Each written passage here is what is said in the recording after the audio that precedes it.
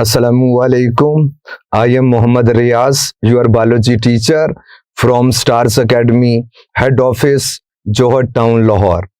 जैसा कि आपको मालूम है, हमने डाइवर्सिटी अमंग एनिमल्स को पढ़ना शुरू किया है, यानी किंगडम एनिमेलिया की बात है। आपने इन वर्टिब्रेट्स के हवाले से तो पढ़ लिया। अब आप बताइए कि एनिमल किसे कहते। वैसे तो एटमोलॉजी सोल है, लेकिन बायोलॉजिकली एनिमल किसको मानते हो? तो याद रखना, वो ऑर्गेनिज्म जो यूकैरियोटिक होता है, मल्टी सेलुलर होता है, जो मोटाइल होता है, जिसके पास सेल वॉल नहीं होती है, जो इंजेस्टिव हेट्रोट्रॉफ होता है, जो मल्टी सेलुलर एम्ब्रियो से बनता है, उसे एनिमल कहते हैं। एनिमल्स के अंदर आज हम बात करेंगे कोऑर्डेट्स की। प्यारे बच्चों, आप बता दीजिए ये कोऑर्डेट्स क्या होते हैं? तो नेम से इंडिकेट होता है कि ऐसे ऑर्गेनिज्म जिनके पास कोई कोड होती है, कोई रॉड लाइक स्ट्रक्चर है, इन्हें कोऑर्डेट्स कहते। हम कहते हैं कोऑर्डेट्स वो ऑर्गेनिज्म हैं जिनकी एम्ब्रियोनिक स्टेजेस के अंदर ये 3 स्ट्रक्चर्स आपको मस्ट मिलते हैं, लाजमी मिलेंगे। और प्यारे बच्चों, वो कौन है? नोटोकॉर्ड की बात होती है। नोटो बैग को कहते, कॉर्ड रोड को कहते। ये एंटेरिक केनाल और डोर्सल होलो नर्वस सिस्टम के बीच में एक रोड लाइक स्ट्रक्चर है, जो वैक्यूलेटेड सेल्स कंटेनिंग है, और उन वैक्यूल्स के अंदर प्रोटीन फिल्ड होती है। और बेसिकली ये एंडोस्केलेटन है, ये बॉडी को सपोर्ट करता है। तो ये पहला जो कंपोनेंट वो बता दिया कि कोऑर्डेट्स की एम्ब्रियोनिक स्टेजेस के अंदर आपको नोटोकॉर्ड मिलती है।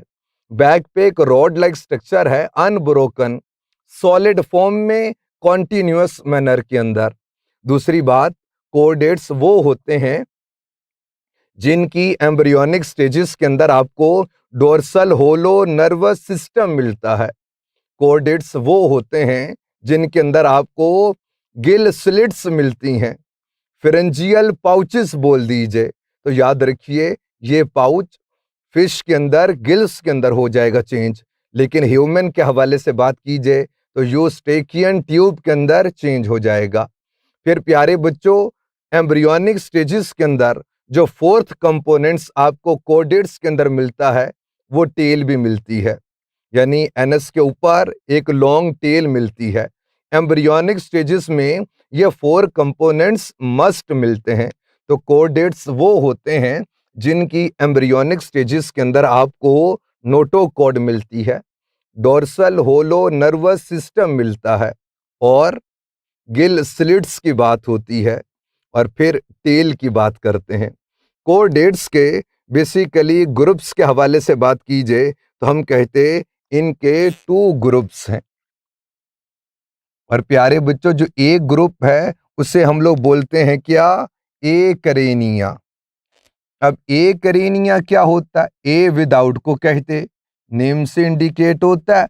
करेनियम आपको मालूम, ब्रेन के अराउंड में जो बोनी स्ट्रक्चर होता है उसे करेनियम कहते। तो अगर करेनियम नहीं होगी तो उन्हें क्या कहते? ए करेनिया या ए क्रेनिएटा बोल दीजिए। और फिर प्यारे बच्चों, यानी ऐसे ऑर्गेनिज्म जिनके पास क्रेनियम नहीं होती है। और फिर इनकी फर्दर क्लासिफिकेशन है, हम कहते हैं ये फर्दर 2 टाइप्स के होते हैं। एक ग्रुप है इनका, उसे बोलते हैं क्या? यूरोकॉर्डेटा। यूरो की एटमोलॉजी टेल है, कॉर्ड रॉड को कहते हैं, यूरोकॉर्डेटा। और दूसरा जो ग्रुप है उसे हम कहते हैं सेफेलोकॉर्डेटा। अब इन दोनों के अंदर क्या फर्क है?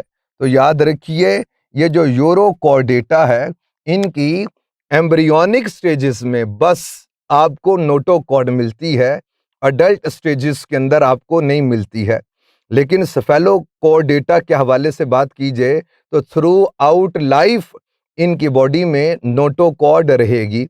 यूरोटेल को कहते कि टेल के अंदर शायद मौजूद है। तो प्यारे बच्चों, बात इतनी सी है कि जिनकी एम्ब्रियोनिक स्टेजेस में नोटोकॉर्ड होती है वो क्या? यूरोकॉर्डेटा से बिलोंग करते। और जिनकी आफ्टर बर्थ भी और अडल्ट स्टेजेस के अंदर भी नोटोकॉर्ड रहे, वो सेफेलोकॉर्डेटा हैं। यूरोकॉर्डेटा की बॉडी के अराउंड में एक कवरिंग होती है, कवरिंग को ट्यूनिंग कहते। ट्यूनिंग की एटमोलॉजी ही क्या, कवरिंग को कहते, इसीलिए हम इन्हें बोलते हैं क्या, ट्यूनिकेट्स। यूरोकॉर्डेटा को हम ट्यूनिकेट्स भी कहते, ट्यूनिक कंटेनिंग। और अब आ जाइए, जो दूसरा ग्रुप है उसके हवाले से बात करेंगे, और उसे हम लोग बोलते हैं क्या, क्रेनिएटा, यानी क्रेनियम कंटेनिंग है, क्रेनिएटा। और क्रेनिएटा के हवाले से बात की जाए, इनकी फर्दर हमने क्लासिफिकेशन कर दी है। आप देखिए, कुछ लेगलेस ऑर्गेनिज्म है, यानी पाइसिस की बात होती है। और बोलिए तो किसकी, हम फिश की बात करेंगे। बात है किसकी, फिश की, या आप बोल दीजिए क्या, पाइसिस की बात है। और फिर प्यारे बच्चों जिक्र होता है किसका, टेट्रापोडा का।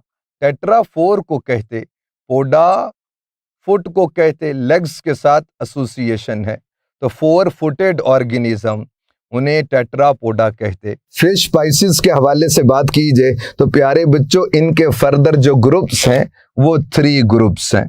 और वो जो 3 ग्रुप्स के अंदर शामिल, वो कौन कौन है, एक तो इसके अंदर शामिल है साइक्लोस्टोमेटा।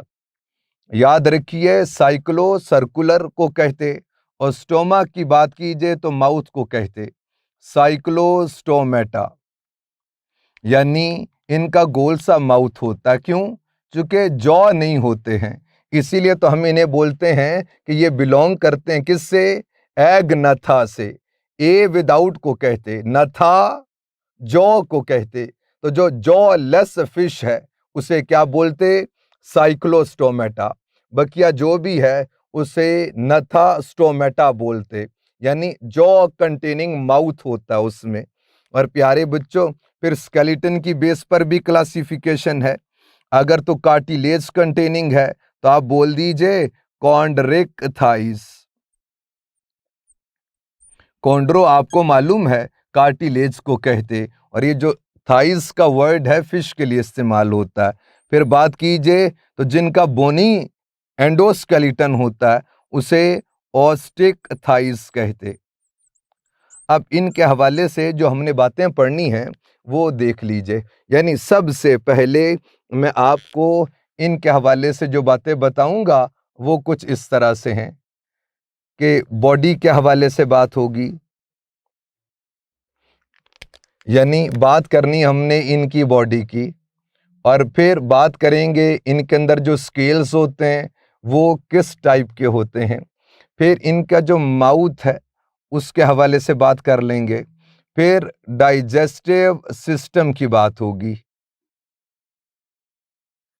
डाइजेस्टिव सिस्टम के बाद फिर हम एक्सक्रीटरी सिस्टम की बात करेंगे। एक्सक्रीटरी सिस्टम के बाद फिर बात करेंगे किसकी, रेस्पिरेटरी सिस्टम की। रेस्पिरेटरी सिस्टम के बाद फिर बात बतानी है आपको किसकी, सर्कुलेटरी सिस्टम की। और ब्लड सर्कुलेटरी सिस्टम की बात होगी। और फिर आखिर में रिप्रोडक्शन के हवाले से या रिप्रोडक्टिव सिस्टम के हवाले से बात होगी। अब आ जाइए, सबसे पहले बॉडी के हवाले से बात करेंगे। ये जो साइक्लोस्टोमेटा है, हम कहते हैं इनकी बॉडी ईल लाइक है। ईल वैसे एक फिश भी है, तो याद रखिए वर्म की तरह की बॉडी है, यानी बिल्कुल स्मूथ होती है, कोई आउटग्रोथ इस एज सच नहीं मिलती है। तो ये साइक्लोस्टोमेटा की बॉडी है ईल लाइक। कॉन्ड्रिक थाइस की बात कीजिए, फ्यूसिफॉर्म बोल दीजिए, स्पिंडल शेप्ड बॉडी होती है। ऑस्टिक थाइस की बॉडी कैसी है, स्पिंडल शेप्ड है। स्पिंडल शेप्ड बॉडी क्या होती है, ऐसी बॉडी जो दोनों एंड से पॉइंटेड होती है, सेंटर में से थिक होती है, उसे स्पिंडल शेप्ड बॉडी कहते। इसका फायदा क्या होगा, वो जो वाटर की वजह से फ्रिक्शन होगी, रेजिस्टेंस होगी, वो मिनिमम हो जाएगी। तो प्यारे बच्चों, ये तो इनकी बॉडी के हवाले से बता दिया। अब स्केल के हवाले से बात की जाए तो साइक्लोस्टोमेटा पे कोई भी हार्ड आउट ग्रोथ सी नहीं मिलेगी, यानी ये बेसिकली एक्सोस्केलेटन है। हम कहते हैं साइक्लोस्टोमेटा में नहीं होता, ईल लाइक वर्म की तरह की बॉडी है, कोई आउट ग्रोथ सी नहीं मिलती है। कॉन्ड्रिक थाइस के अंदर जो स्केल्स होते हैं वो फ्लैट से होते हैं, उन्हें प्लेकॉइड कहते, प्लेन से है, फ्लैट होते। ऑस्टिक थाइस की बात की जाए तो आपको यहाँ पर गेनॉइड स्केल यानी बहुत ब्राइट होते हैं वो, गेनॉइड की एटमोलॉजी ही ब्राइट है, ब्राइट स्केल्स मिलते हैं। साइक्लॉइड सर्कुलर स्केल्स मिलते हैं। फिर टीनॉइड कोम की तरह के, कंघी की तरह के स्केल्स भी यहाँ पर मिलते हैं। यानी कौन से? साइक्लॉइड हैं, टीनॉइड हैं और बताइए इसके अंदर तो प्लेकॉइड हैं, गेनॉइड हैं, साइक्लॉइड हैं, टीनॉइड स्केल्स आपको ऑस्टिक थाइस के अंदर मिलते हैं। माउथ के हवाले से बात की जाए तो साइक्लोस्टोमेटा, इनका जो माउथ होता है वो बॉडी के लोअर सरफेस से आ रहा होता है, वेंट्रल माउथ होता है। और प्यारे बच्चों, मैं टीथ की बात नहीं बता रहा, मैं कह रहा हूं जॉ, इनके पास जॉ ही नहीं होते, और टीथ ना हो और फिर जॉ भी नहीं है तो बड़ा इनका सक्टोरियल टाइप ऑफ माउथ होता है, jaw less सक्टोरियल type of mouth होता है। कॉन्ड्रिक थाइस, ऑस्टिक थाइस के हवाले से बात की जाए तो इनका माउथ टर्मिनल होता है, बिल्कुल एंड पे। डाइजेस्टिव सिस्टम के हवाले से बात की जाए सभी में होता है, लेकिन याद रखिए साइक्लोस्टोमेटा के अंदर आपको स्टमक नहीं मिलता है, और स्टमक का जो काम है वो क्या? डिसकॉन्टिन्यूअस फीडिंग को पॉसिबल करता है।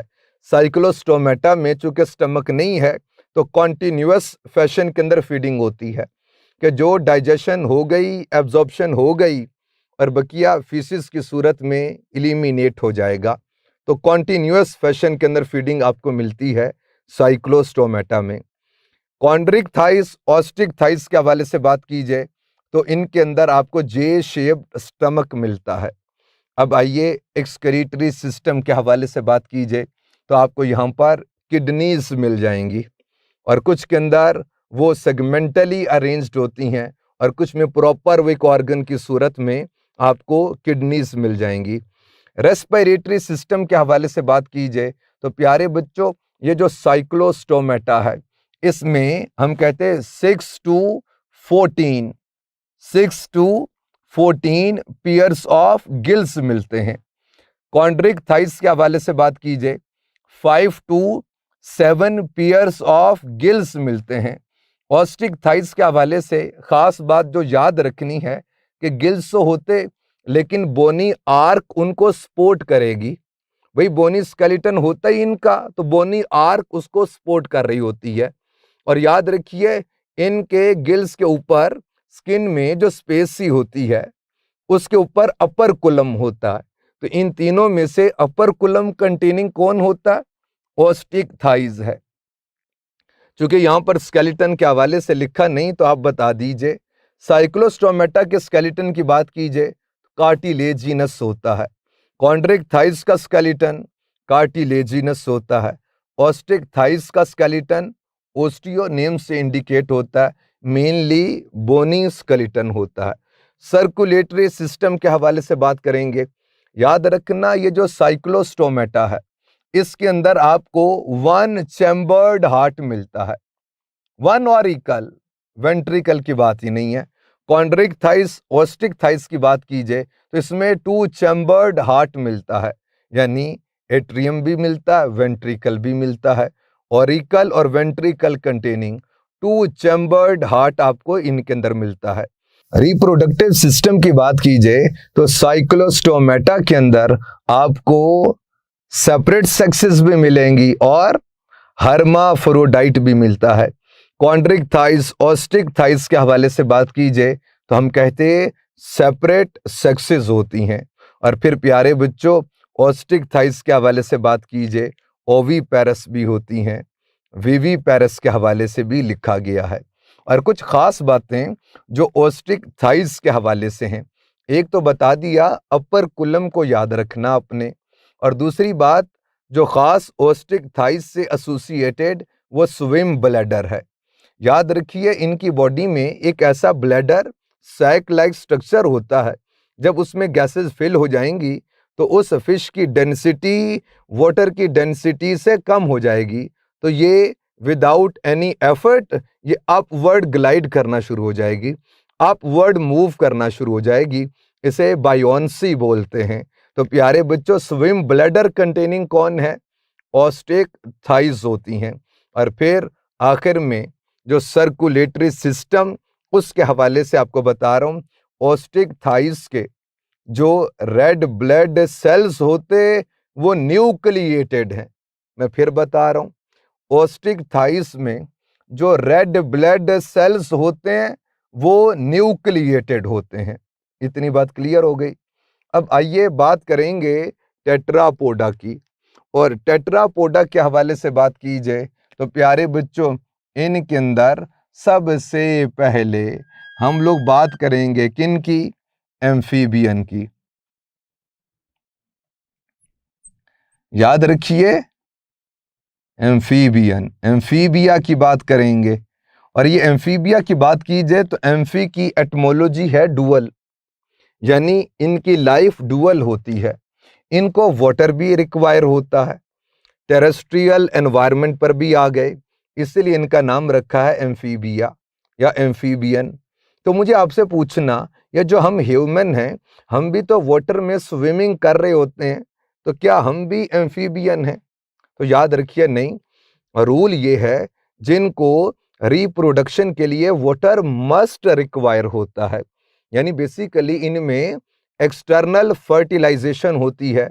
और वो आपको मालूम, एक्वेटिक एनवायरनमेंट के अंदर वाटर सपोर्ट करता है। क्यों? ये आपने इंपॉर्टेंस ऑफ वाटर के अंदर पढ़ लिया, वाटर की जो करेक्टरिस्टिक्स उसके अंदर पढ़ लिया। तो चूंकि ये लैंड पर तो आ गए, टेरेस्ट्रियल एनवायरनमेंट पर तो आ गए, लेकिन याद रखिए, रिप्रोडक्शन के लिए वाटर मस्ट रिक्वायर होता है। वाटर में जाना उसकी वजह से एम्फीबियन नहीं हो जाएंगे। जिनको रिप्रोडक्शन के लिए वाटर मस्ट रिक्वायर होता है वो एम्फीबियंस हैं। तो प्यारे बच्चों, सबसे पहले स्किन की बात करें। चूंकि एम्फीबियन के एंसेस्टर हैं फिश, तो कुछ उस तरह की स्किन है। एम्फीबियन की स्किन होती है मॉइस्ट होती है। फिर इनकी स्किन में क्रोमोफोर्स ऐसे सेल्स होते हैं जो पिगमेंट्स कंटेनिंग हैं। फिर इनकी स्किन के अंदर कुछ ग्लैंड्स होते हैं जो पॉइजनस हैं। और एम्फीबिया की बात की जाए, कुछ ऐसे ऑर्गेनिज्म हैं जिनके पास लेग्स होती हैं, कुछ लेगलेस ऑर्गेनिज्म हैं, कुछ के पास टेल होती है, कुछ टेल लेस ऑर्गेनिज्म हैं।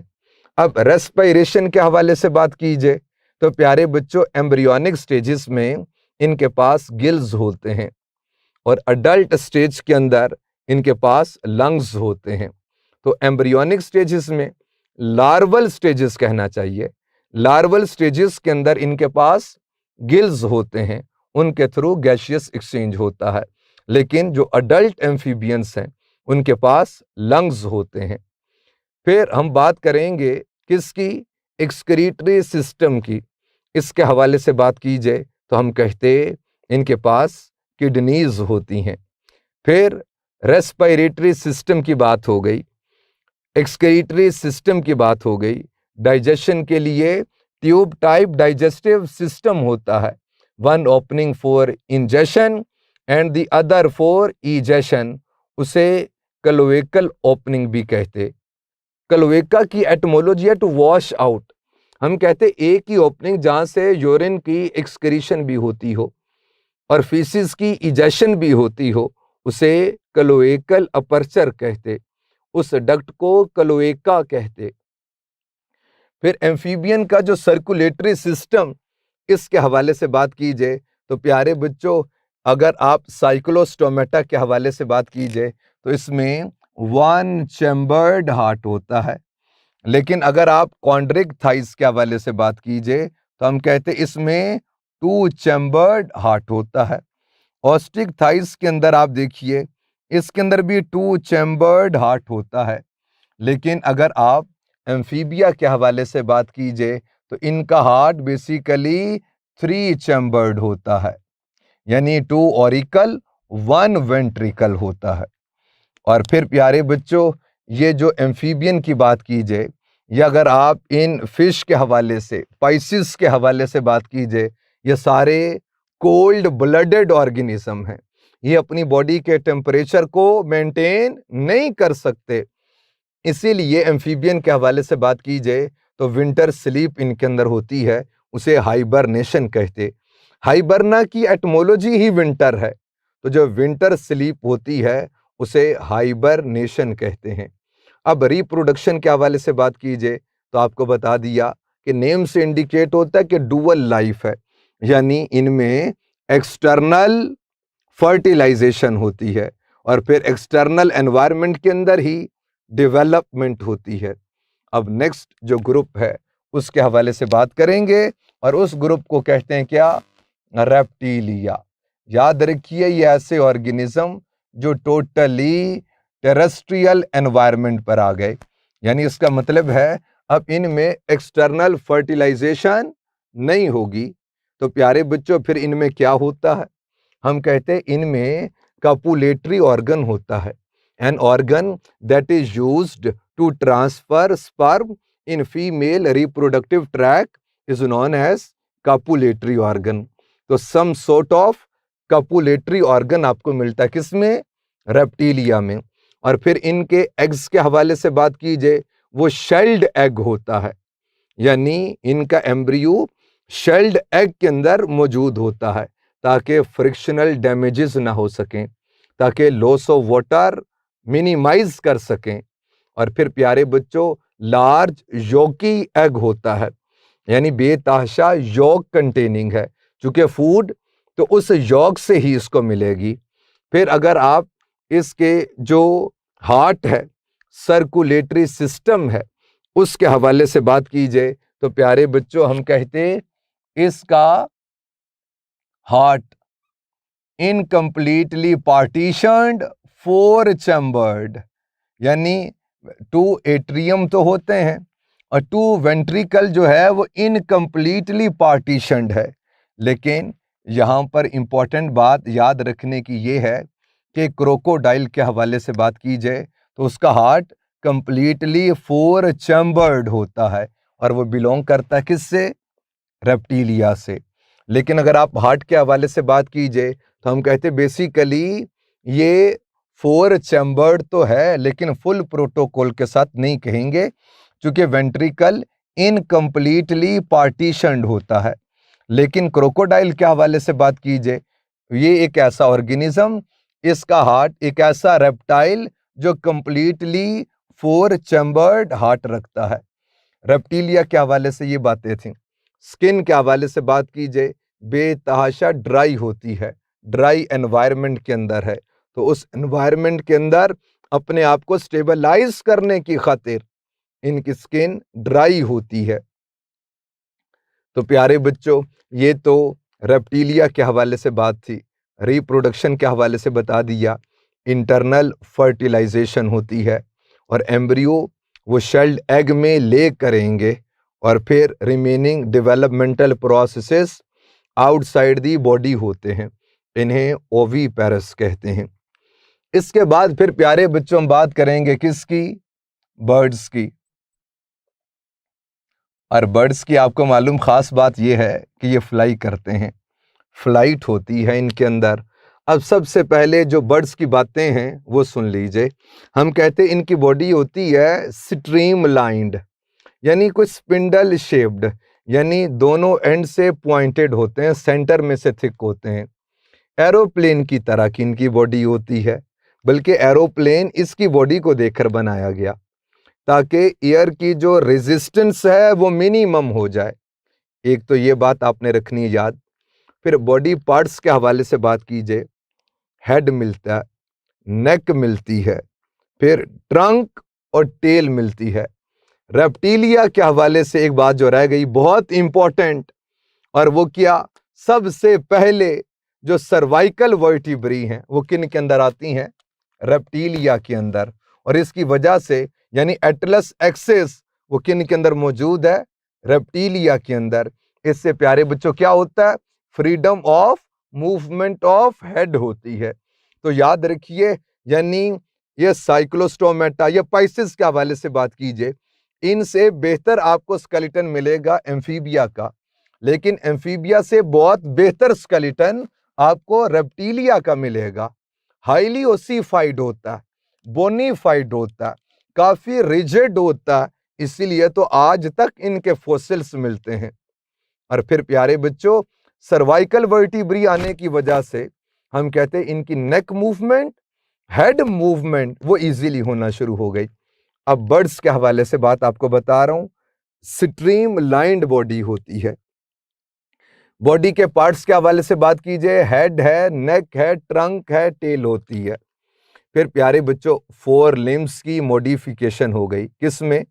विंग्स के अंदर। फिर इनके एक्सोस्केलेटन के अंदर फेदर्स भी हो। अब डाइजेस्टिव सिस्टम के हवाले से बात करेंगे तो प्यारे बच्चों याद रखिए, इनके पास चूंकि टीथ तो नहीं होते, तो जो जॉ है उनकी मॉडिफिकेशन हो चुकी है, किसमें? बीक के अंदर। तो प्यारे बच्चों, क्रशिंग के लिए इनके पास एक हाईली मस्कुलर स्ट्रक्चर होता है, उसे गिजर्ड बोलते हैं। और एक्सक्रीटरी सिस्टम के हवाले से बात कीजिए, किडनीज होती हैं। ये बर्ड्स की बातें हो रही हैं सारी।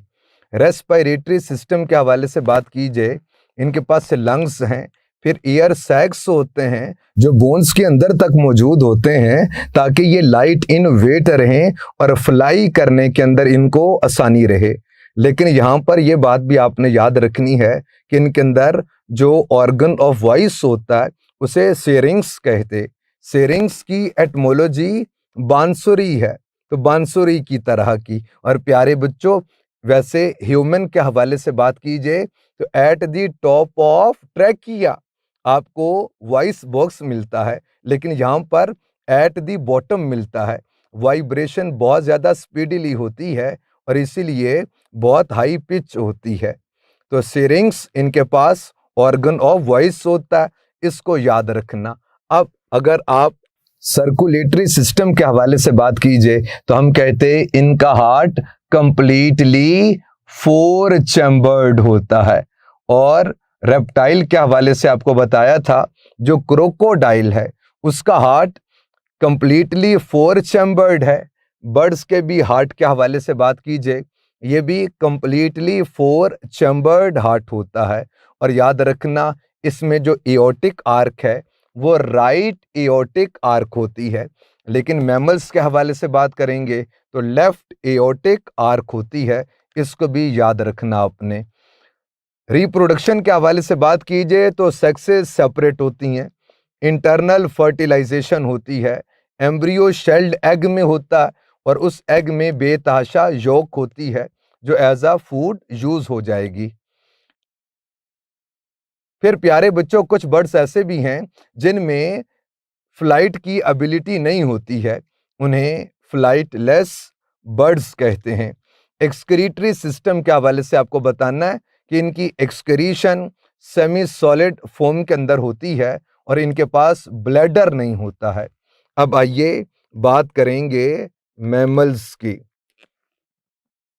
कोर डेटा में जो लास्ट ग्रुप है, और बल्कि जो एम्फीबियन से फिर इसी तरह से ये जो वर्टिब्रेटा के हवाले से आप बात करते हैं, तो लास्ट में हम लोग जिक्र करते हैं किसका? मैमल्स का। याद रखिए, मैमल्स की एटमोलॉजी मेमरी से है, ब्रेस्ट को कहते। तो हम कहते इनके पास मेमरी ग्लैंड्स होते हैं, तो इसीलिए हम इन्हें मैमल्स बोलते। प्यारे बच्चों, ये जो रैट है ये भी मैमल है। क्यों? क्योंकि मेमरी ग्लैंड्स कंटेनिंग है, मिल्क प्रोड्यूसिंग ग्लैंड्स होते हैं, इसीलिए कौन है? मैमल्स। तो ममेलिया के हवाले से अब हम बात करेंगे। और प्यारे बच्चों, सबसे पहले इनकी जो कैरेक्टरिस्टिक्स हैं आप उन्हें देख लीजिए, फिर फर्दर कुछ इनसे जो एसोसिएटेड ग्रुप्स हैं उनके हवाले से बात करेंगे।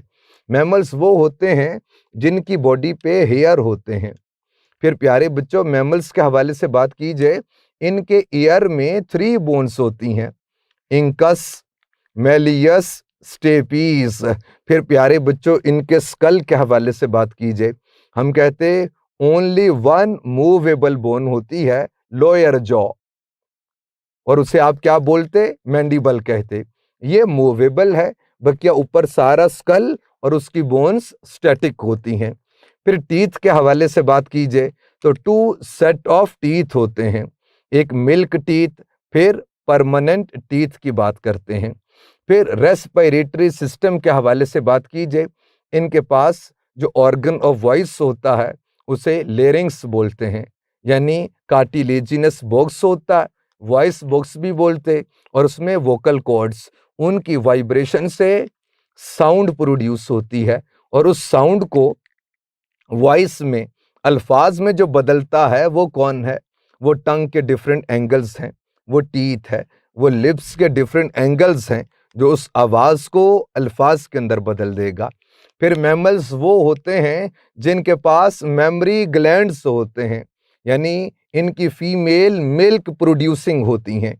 ममेलिया का हार्ट भी 4 चैम्बर्ड होता है, और याद ये रखना है कि लेफ्ट एओर्टिक आर्क होती है।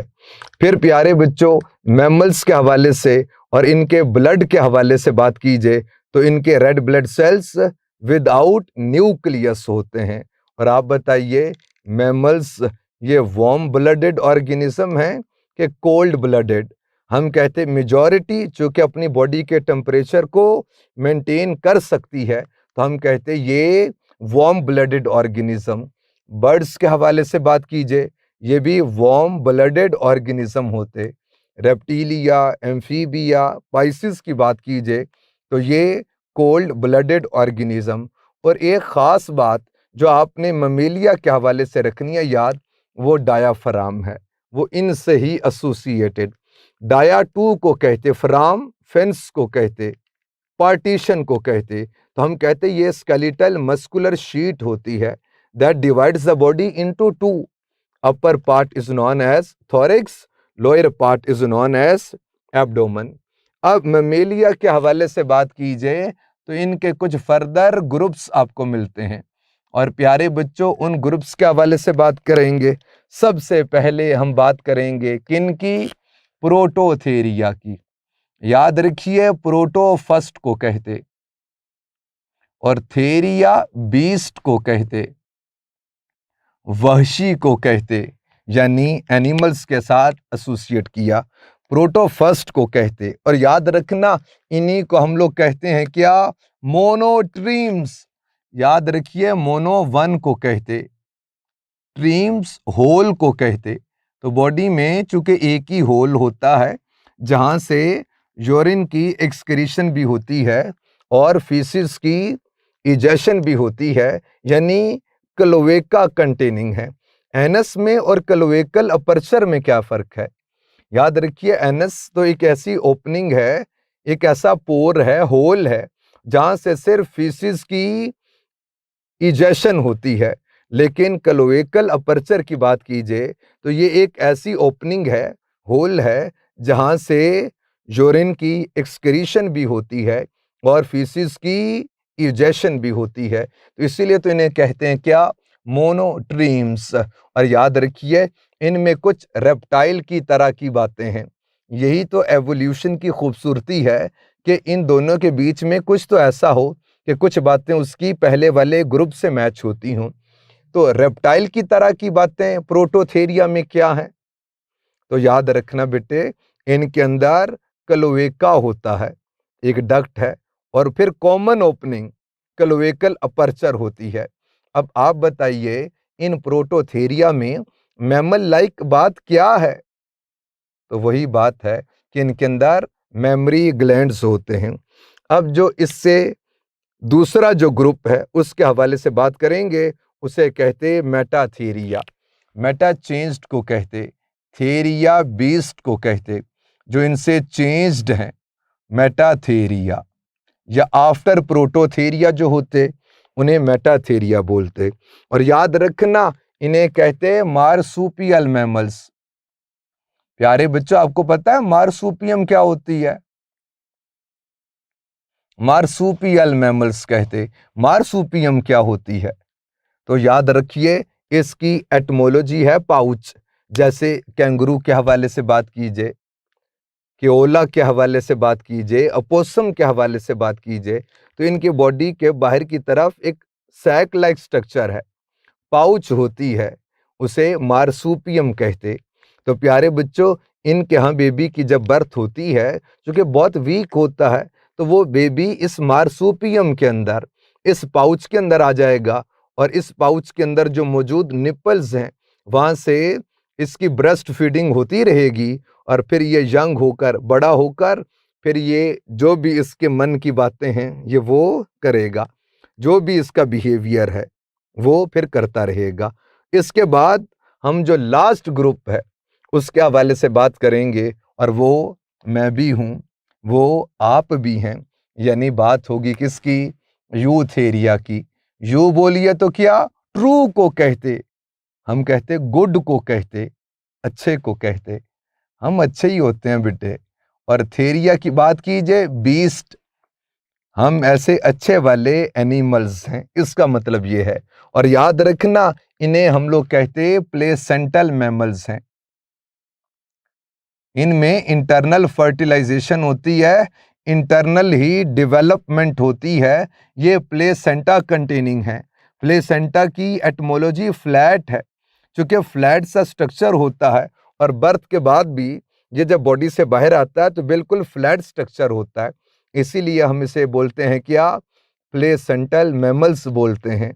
और प्यारे बच्चों, इनमें नरिशमेंट एम्ब्रियोनिक स्टेजेस में प्लेसेंटा के थ्रू होती है, और ये बहुत ज़्यादा अपने बेबीज़ की केयर करते हैं। तो ये तो आपको कोर डेटा के हवाले से बता दिया। और फिर प्यारे बच्चों, क्लासिफिकेशन में जो कुछ और हल्की हल्की सी कुछ बातें हैं वो देख लीजिए। यानी साइक्लोस्टोमेटा को तो बोल दिया था, एग न था, यानी जॉ लेस है। Chondrichthyes, osteichthyes, amphibia, reptilia, birds, mammals के हवाले से बात की जाए, इन्हें बोलते हैं क्या? नाथास्टोमेटा। नौथा किसे कहते? जॉ को कहते। स्टोमा माउथ को कहते। इनके माउथ में जॉ होते हैं। एक बात तो ये हो गई।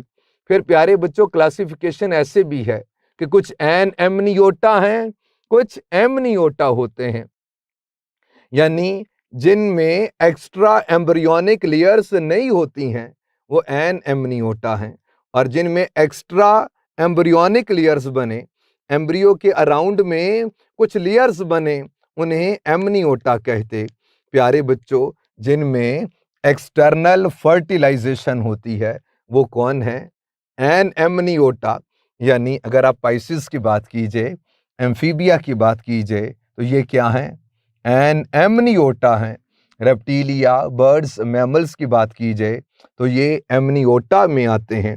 इनमें एक्स्ट्रा एम्ब्रियोनिक लेयर्स मिलती हैं, एमनियन, कोरियन, एलेंटोइस, ये आपको लेयर्स मिलती हैं। अब आ जाइए, ये सारा किंगडम एनिमेलिया, उसके हवाले से बातें हो गई। बस अब कुछ बातें हम लोग करेंगे किसके हवाले से? हेमीकॉर्डेटा के हवाले से। याद रखिए, हेमी हाफ को कहते, कॉर्ड रोड को कहते, हेमीकॉर्डेटा है। हेमीकॉर्डेटा के अंदर कॉर्डेट्स की तरह की बातें क्या हैं? तो याद रखिए, ये जो कॉर्डेट्स होते हैं ये भी ड्यूटीरोस्टोम्स हैं, और हेमीकॉर्डेटा की बात कीजिए ये भी ड्यूटीरोस्टोम्स होते हैं। यानी इसका मतलब ये है कि इन दोनों में जो ब्लास्टोपोर लिप की फॉर्मेशन होती है, वहाँ से दोनों में एनस की फॉर्मेशन होती है, फिर दोनों में रेडियल क्लीवेज होती है। तो ये और बहुत सारी बातें जो ड्यूटीरोस्टोम्स के अंदर पढ़ते हैं, ये दोनों ड्यूटीरोस्टोम्स हैं।